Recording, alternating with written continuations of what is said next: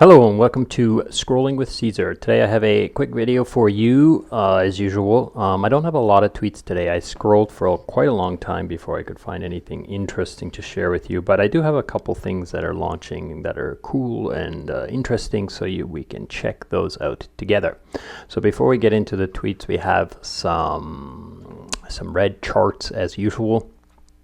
ETH and BTC are down roughly 1% today after several days of red candles. Gold is also, pretty much down as well. Gold is sitting, it's the biggest loser today actually, other than Sonic. Sonic is down quite a bit, a lot of red candles. It's pretty disturbing though, because if you look at the S&P, it's quite only up. And I did see somebody tweet, I didn't save the tweet though, but I did see somebody tweet that like the Fed printed or decided to turn on the printer again. So it's kind of crazy, like that the S&P can just keep going, but crypto can't catch a break on this on the printer. But anyways, that things are looking okay for me, I guess.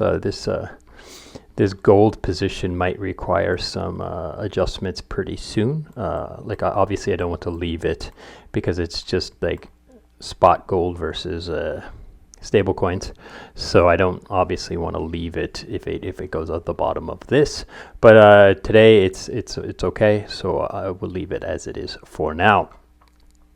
Okay, so let's move on to the tweets, okay, so here we have our first tweet, and it's from Cyril of FX Protocol, and basically what he's talking about it is Protocol FX along with Railgun has worked together to make it possible to mint stablecoins on Ethereum privately.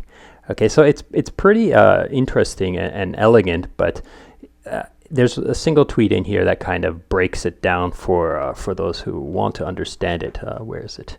It's right here. The process is elegant. You shield your ETH privately on Railgun. So you wash the ETH first, right?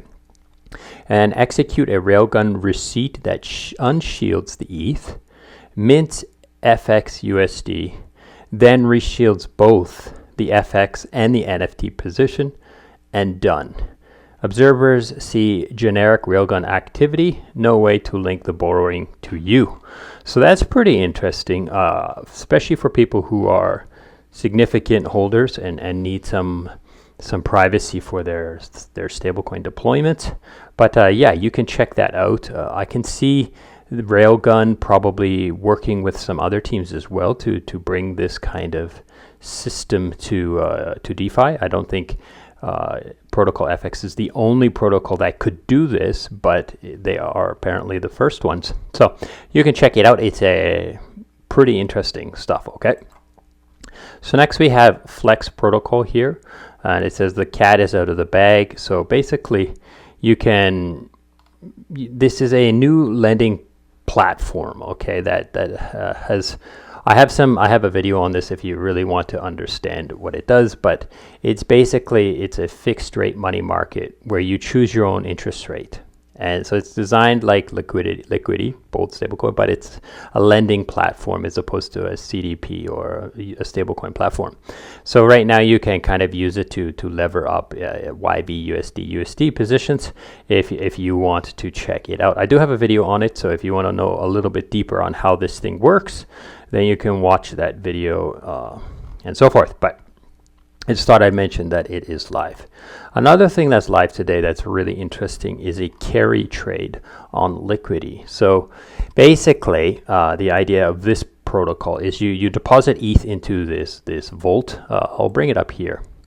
So you deposit ETH into this vault here, and then it basically sends your ETH in, and then it takes that ETH and it either uses that ETH or it swaps that ETH to R ETH or WST ETH here, and then it uses those as collateral to borrow BOLD, and then it sticks that BOLD into the curve pool to farm the curve pool rewards, and occasionally it takes the APR that is in stablecoins and uses that to buy more ETH, so your ETH is growing in and so forth. So yeah, there's a capacity of 1000 ETH in here, and there's only 34 ETH in there so far. Right now, it's quoting an APR of 146%. It seems like maybe that might be a little bit excessive. It might be a bug, but there is some token incentives on this in ETH. So yeah, you can get in there early and take some of that juice. I assume once it gets up to around 1,000, then this 100% will be significantly lower. Maybe something in this one, even that's a one range, maybe something around 5 or 6% or something like that. But we'll see. We'll see. I'm not going to math that all out. That's just something you can do if you want to. But it's pretty straightforward. There's a little bit of risk in here, and there is a withdrawal kind of queue, like I can't see it right here, but if you want to withdraw from here, then you have to like wait a little bit, or have to take a small haircut when you withdraw, because they do have to unwind this position, especially if they need to like sell some of the WST ETH or R ETH back to ETH so you can withdraw. So yeah, do some homework on this, check a little bit deeper, read this, go into their Discord, ask some more questions. I might do a full video on this to kind of really get myself a better understanding of this. I did do a video on IPOR Fusion Volts, so you can kind of watch that to understand what all of these little access rule positions and stuff like that mean, and you can kind of look at that. But the main idea is the strategy here is, does this strategy make sense? And I think it makes pretty good sense to me. And keep in mind that they're using protocols that are immutable, like Rocket Pool, Liquidity, and WST ETH. It's not a crazy like weird new primitive or new system of of juice, and it's not even inflationary rewards like those rewards here, this extra boosted rewards that it shows here, token incentives, those seem to be like ETH.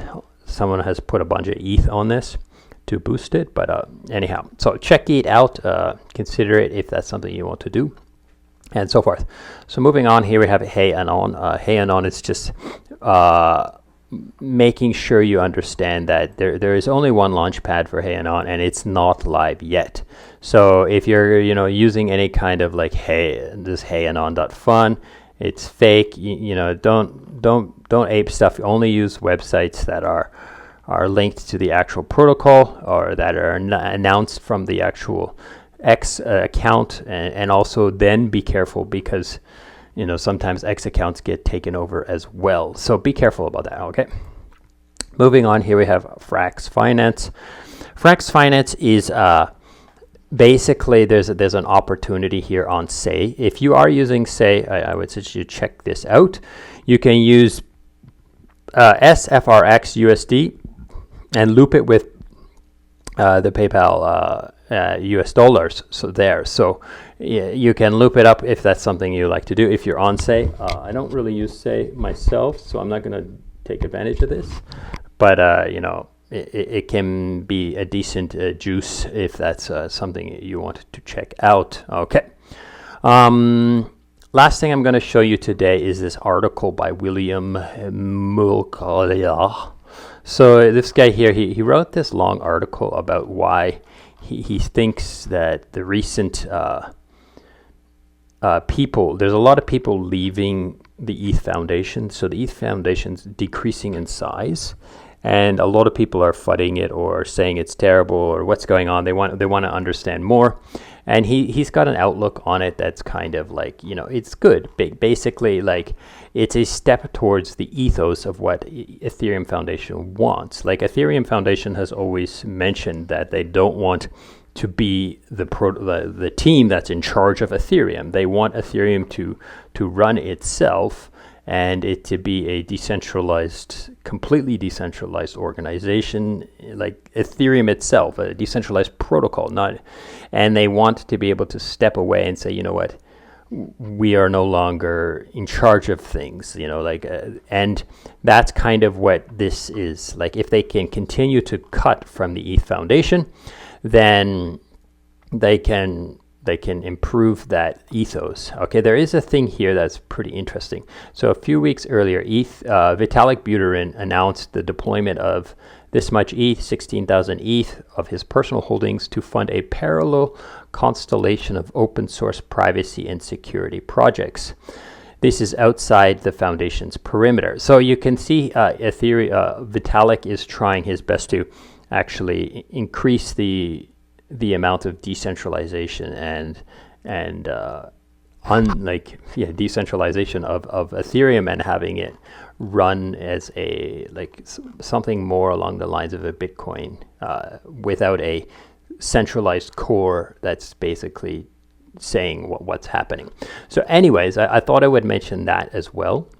There's one more tweet in regards to this, and that's this one here. So Banteg kind of is, Banteg doesn't really speculate too much. He just kind of drops facts, and here he has dropped some of the facts. Okay, so if you look through his tweet here, you can see he's actually taken the people who are part of the ETH Foundation, and he's crossed out the people who have either left or are on vacation, sabbatical.